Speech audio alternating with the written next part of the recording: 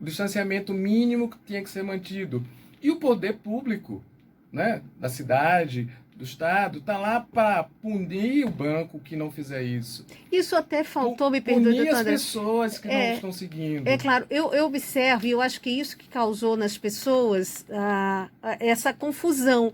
Porque enquanto eu, no começo, pedia todas essas medidas, né, que adotasse essas medidas, por outro lado, nós observávamos esses absurdos, principalmente na Caixa Econômica, que era a liberação do recurso emergencial, do auxílio emergencial, sem nenhum cuidado, todas as pessoas aglomeradas. Então, quer dizer, e eu ouvi isso de empresários pequenos, até donos, por exemplo, de um salão de beleza, disse, olha, eu não tenho aglomeração, eu agendo meu horário, eu tenho medidas de segurança, eu não posso funcionar, enquanto ali na esquina tem uma agência com pessoas aglomeradas, amontoadas. Então, isso não é certo. Então, eu acho que acabou tudo isso contribuindo para essa desconstrução, para que as pessoas não seguissem mais a recomendação, né, da ciência. Então, Magna, seguindo o seu raciocínio, vamos lá. Tudo é por fases, né? Passou aquela fase do ministro Mandetta, que você preparou uma estrutura, aí depois disso você teria que reabrir a economia, sim, reabrir com segurança. Agora, eu digo para você, qual é a explicação de você manter, né, um profissional autônomo que precisa que faz unha, que corta cabelo, não é só se está sem trabalhar, né? E você ser permissivo, na verdade, ser leniente em relação a essa... Só uma atitude que a gente está falando, que é fila de banco. Sim. Então, não existe. Não, é uma falta de lógica. É isso que eu chamo de falta de comando. Né? Então, é isso que o empresariado tem que entender. Assim, há uma pressão muito grande para abrir os shoppings. Eu acho que os shoppings já deveriam ter sido reabertos lá atrás. Mas reabrir, gente, com as medidas de segurança mesmo. Então, a gente não pode, por exemplo, alguém pensa, vamos reabrir o shopping às 6 horas por dia, 4 horas por dia. Gente, isso é um absurdo, na minha opinião, de médico. Não é de cidadão só. É a mesma coisa, quando você limita a frota de ônibus, olha, e diz, a gente está limitando a frota de ônibus, né, no combate à pandemia. Você limita a frota de ônibus, você aumenta a lotação nos ônibus. Sim. Tá? Onde é a maior contaminação. Então, isso... Que Quer dizer, como se você quisesse obrigar... Eu reduzo porque eu vou aí com isso obrigar com que ela fique em casa. Ao contrário, as pessoas não adianta. Exato, se elas têm compromisso, elas vão sair, né?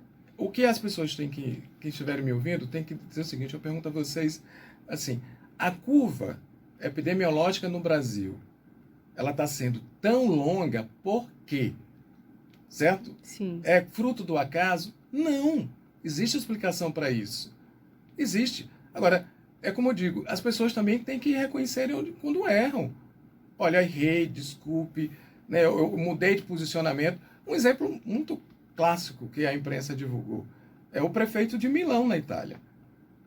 Né? Ele era contra o isolamento, para salvar a economia, disso, daquilo. E depois ele foi a público, ele pediu desculpa. Sim. Né? Ele pediu desculpa. Então, quando falta humildade, né, eu acho que é falta de humanismo, é isso que a gente precisa. Até né? porque, doutor André Sotero, nosso entrevistado do Viva Bem de hoje... O turismo entre europeus, de alguma maneira, está acontecendo. E nós estamos numa curva que, eu digo, está ainda no ascendente, né?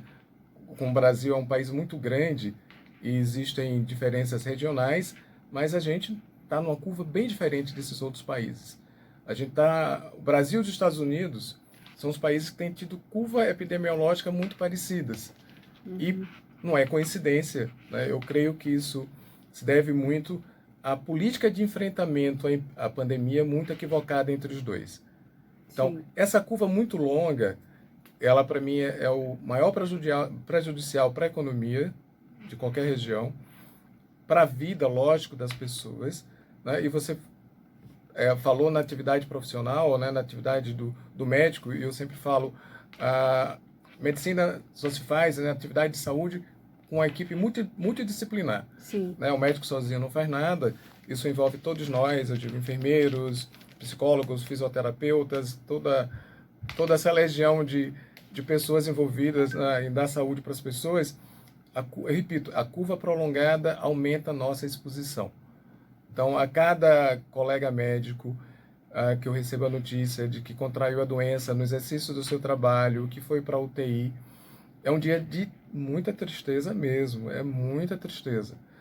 Então, é por isso que eu aceito os convites, eu tenho me pronunciado, para que as pessoas pelo menos ouçam uma outra opinião e que cada um chegue à sua conclusão. Agora, doutor André, eu já lhe entrevistei em outros momentos para o jornalismo da emissora, e vi essa sua preocupação, suas publicações nas redes sociais, também, né, se posicionando. Isso é bom pela sua experiência, já foi gestor municipal na saúde, e a gente vê que desde o começo, a gente, e isso eu acho que tem contribuído para as pessoas ficarem muito incrédulas, porque desde o começo, e as pessoas parecem que, as autoridades que deveriam, né, liderar, parece que batem cabeça. A gente teve né, tem um presidente da República que desde o primeiro momento desqualificou até a doença, né? Minimizou demais. Outras experiências ruins fora do país, outras já mais acertadas, com muito sofrimento. Então, é esse bate-bate de cabeça e dizendo, vai chegar o pico e ele não chega, vai chegar e ele não chega, que aí faz com que as pessoas agora já não queiram acreditar mais em nada, que elas já descumpram, que elas fiquem aí na rua de qualquer jeito? Magna, eu sempre digo o seguinte, o que o mundo está vivendo nunca viveu. Né? Já tivemos outras pandemias, o H1N1, as pessoas conhecem, mas com essa amplitude, não. Então, é uma novidade. Então, que haja equívocos em todo o mundo, até de organismos internacionais, como a própria OMS, eu digo, aceitável. A gente tem que treinar a tolerância, né? Tem que treinar a tolerância, porque é algo novo. Tem muita gente procurando iniciativas de tentar trazer a solução. Então, é louvável. Então, um tem que ser tolerante com o outro. Mas o que a gente não pode é, num período de guerra, a gente não ter comando. Sim. Né? Eu acho que foi até com você numa entrevista aqui, nessa mesma emissora que eu comentei, que antigamente, né, se a gente for para o livro de história, os generais, né, Napoleão Bonaparte, a gente pode pegar vários outros aí da história da humanidade, muitas das guerras eram a cavalo, né? E você tinha o comandante na frente de suas tropas. Um grande general. O grande general guiando, né? Guiando. Então, o que é que aconteceu? No Brasil, a guerra chegou, o vírus chegou, e a gente não teve esse general, né? Não teve esse general e não tem ainda esse general. Sim. E a gente chegou assim, olha, tem dois caminhos para a gente seguir. A gente vai à direita ou a gente vai à esquerda. Então, eu digo o seguinte, o comandante, ele tem que dizer, a gente vai por aqui. Infelizmente, né, meses depois da guerra, semanas depois da guerra, pode dizer, olha, aquela postura do comandante não foi equivocada, mas ele decidiu, gente. E a gente tem que ter a norma. Né? Decidiu bem intencionado. Então, como é que tudo começou no Brasil? A gente tinha um ministro da Saúde que oferecia um caminho e um presidente que negava, né, a gravidade do que o mundo já tinha mostrado. Sim. E as pessoas ficaram, para onde eu vou? Né? Se isso não fosse o suficiente, houve um conflito, né, intencional ou não, talvez eles que expliquem melhor, entre o governo federal, transferindo responsabilidade para as prefeituras e para os governos estaduais, né, com uma intercessão aí do Supremo Tribunal Federal. Mas eu acho que a decisão do Supremo, transferindo algumas funções para os governos, não eximia o governo federal, muito pelo contrário. Né? O governo federal nunca era para deixar de ter o comando geral, não eximia.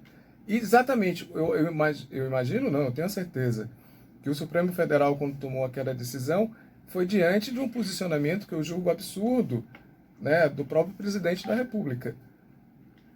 A gripe, né, começou na China, a imprensa noticiou o que aconteceu, se espalhou pela Europa, todo mundo viu o que aconteceu, e você não pode, né? Você não pode admitir que um presidente da República vá para uma emissora de televisão, use o jornalismo para dizer que a gente estava diante de uma gripezinha, né? Então, isso é um ato para mim, assim, de extrema falta de compromisso, falta de seriedade com a vida das pessoas.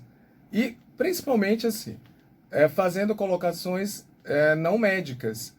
Então, eu acho que é inadmissível você pegar um presidente da República, não só o brasileiro, como o presidente americano, teve a mesma postura, pousar de garoto propaganda de remédio, de medicação, né? Os dois expuseram uma medicação, a famosa cloroquina, como se fosse a cura do problema. Então, na verdade, querendo minimizar a situação, que era uma maneira de, em defesa da economia, que as pessoas fossem para a guerra, né, sem colete, né, a prova de bala, né, fosse, ao invés de ir armado com um fuzil, você fosse com uma baleadeira, né, todo mundo conhece Aracaju, que é a baleadeira.